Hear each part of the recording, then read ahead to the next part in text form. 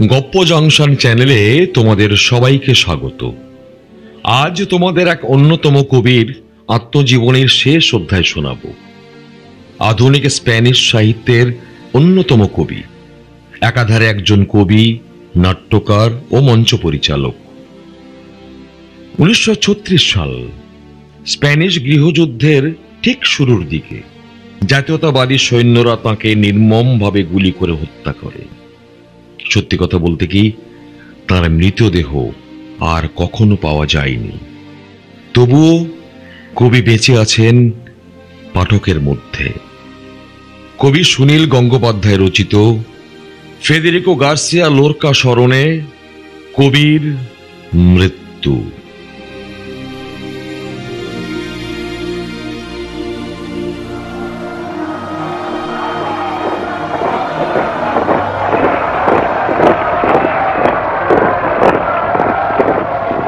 দুজন খসখসে সবুজ উর্দি পরা সিপাহী কবিকে নিয়ে গেল টানতে টানতে।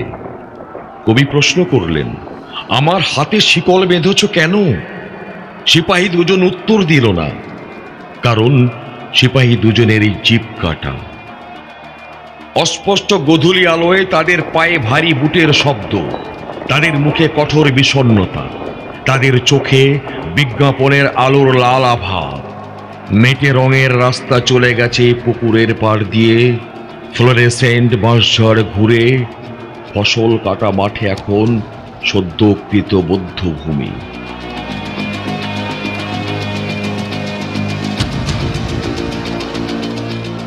সেখানে আরো 4 জন সিপাহী রাইফেল হাতে প্রস্তুত। তাদের ঘিরে হাজার হাজার নারী ও পুরুষ।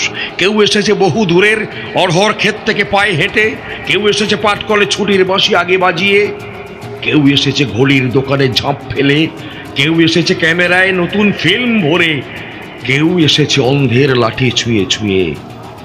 জননী শিশুকে বাড়িতে রেখে আসেননি, যুবক এনেছে তার যুবতীকে, বৃদ্ধ ধরে আছে বৃদ্ধ তরের কাঁধ।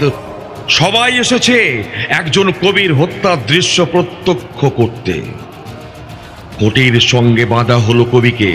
তিনি দেখতে লাগলেন তার ডান হাতের আঙুলগুলো, কনিষ্ঠায় একটি তিল, অনামিকা অলঙ্কারহীন, মধ্যমায় শত টনটনে ব্যথা, তর্জনী সংকেতময়, বৃদ্ধাঙ্গুলি বিভৎস বিকৃত। কবি সামান্য হাসলেন। একজন সিপাহীকে বললেন, আঙুলে রক্ত জমে যাচ্ছে, হে হাতের শিকল খুলে দাও। সহস্র জনতার চিৎকারে সিপাহীর কান সেই মুহূর্তে বধির হয়ে গেল।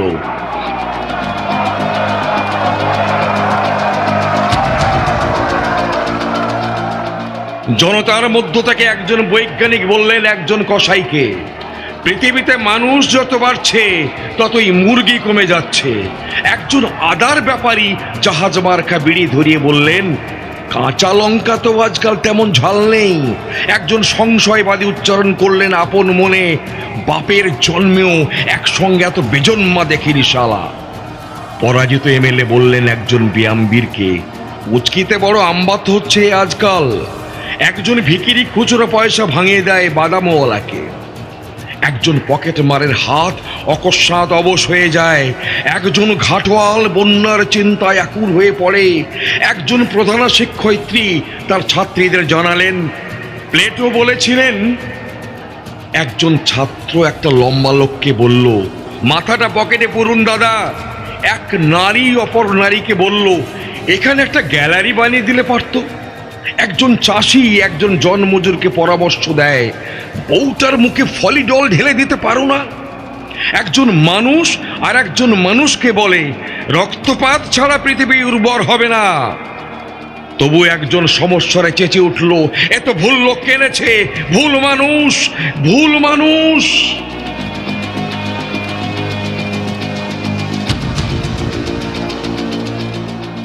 রক্ত গোধূলির পশ্চিমে জ্যোৎস্না, দক্ষিণে মেঘ, বাঁশ বনে ডেকে উঠল বিপন্ন শেয়াল। নারীর অভিমানের মতন পাতলা ছায়া ভাসে পুকুরের জলে।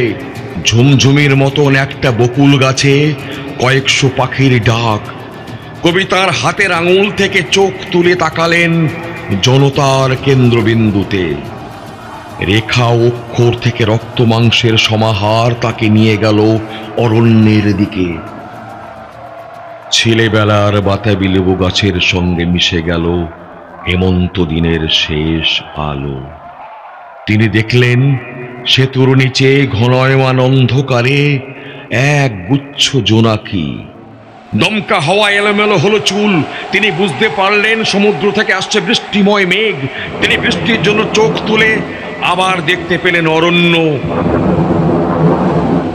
অরণ্যের প্রতিটি বৃক্ষের স্বাধীনতা। গাব গাছ বেয়ে মন্থর ভাবে নেমে এলো একটি তক্ষ। ঠিক ঘড়ির মতন সে 7 বার ডাকল।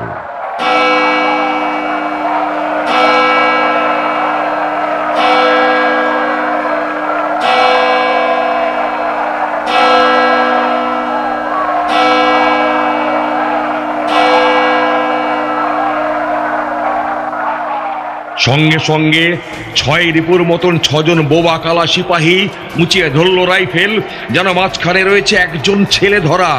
এমন ভাবে জনতা ক্রুদ্ধ স্বরে চেঁচিয়ে উঠল, ইনকিলাব জিন্দাবাদ। কবির সত্য প্রবৃত্ত ঠোঁট নড়ে উঠল।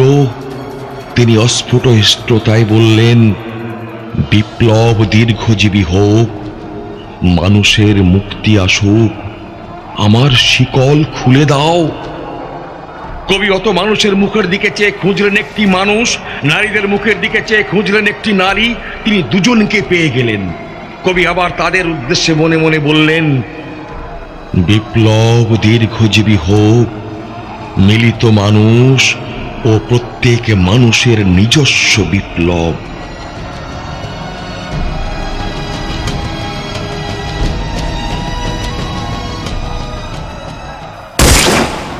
প্রথম গুলিটি তার কানের পাশ দিয়ে বেরিয়ে গেল যেমন যায়। কবি নিঃশব্দে হাসলেন। দ্বিতীয় গুলিতেই তার বুক ফুটো হয়ে গেল। কবি তবু অপরাজিতের মতো হাসলেন হা হা শব্দে।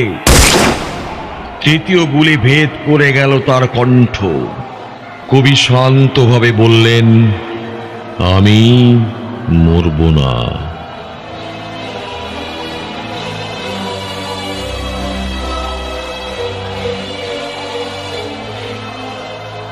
মিথ্যে কথা, কবিরা সব সময় সত্যদ্রষ্টা হয় না। চতুর্থ গুলিতে বিদীর্ণ হয়ে গেল তার কপাল। পঞ্চম গুলিতে মড়মড় করে উঠল কাঠের খুঁটি। ষষ্ঠ গুলিতে কবির বুকের উপর রাখা ডান হাত ছিন্ন ভিন্ন হয়ে উড়ে গেল। কবি হুমড়ি খেয়ে পড়তে লাগলেন মাটিতে। জনতা ছুটে এলো কবির রক্ত গায়ে মাথায় মাখতে। কবি কোনো উল্লাস ধ্বনি বা হাহাকার কিছুই শুনতে পেলেন না। কবির রক্ত, ঘিলু, মজ্জা মাটিতে চিটকে পড়া মাত্রই, শেষ নিঃশ্বাস পড়ার আগে কবির ঠোঁট একবার নড়ে উঠল কি উঠল না, কেউ সেদিকে ভ্রুক্ষেপ করেনি।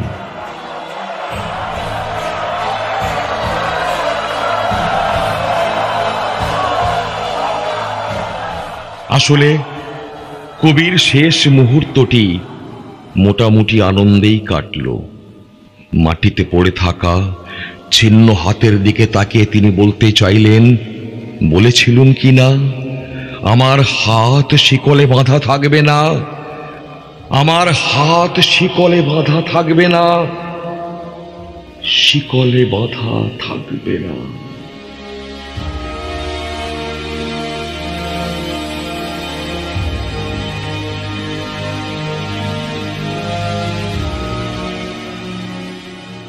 প্রচলিত একটা কথা আছে না, মিথ্যে কথা যদি বলো সবাই দেবে ধিক, আর মিথ্যে কথা যদি বলো হবে সাহিত্যিক। না, কবিতার মধ্যে কোথাও মিথ্যে লুকিয়ে নেই। আসলে সমাজে থেকে সমাজের কদর্যতা, নির্মমতা বলা যাবে না। সত্যদ্রষ্টা কবি ফেদেরিকো গার্সিয়া লোরকা তার লেখনীতে ভনিতা না করেই আসল সত্যকে প্রতিষ্ঠা করতে চেয়েছিলেন বলেই তাকে রাষ্ট্রদ্রোহিতার তকমা জড়িয়ে নির্মমভাবে হত্যা করা হয়। হ্যাঁ, ঠিকই ধরেছ। শেকলে বেঁধে রেখে শারীরিক ও মানসিক নির্যাতন করার ফলে কবি মারা যায় ঠিকই, কিন্তু লেখনীর কালক্ষরগুলো বেঁচে থাকে চিরস্থায়ী রূপে পাঠকের অন্তরে। কালে কালে এরকম অনেক কবিকে হত্যা করা হয়েছে যা এখন ইতিহাস। এই দেখো, আবেগের বশবর্তী হয়ে তোমরা যেন ভিডিওটাকে লাইক ও শেয়ার করতে ভুলো না।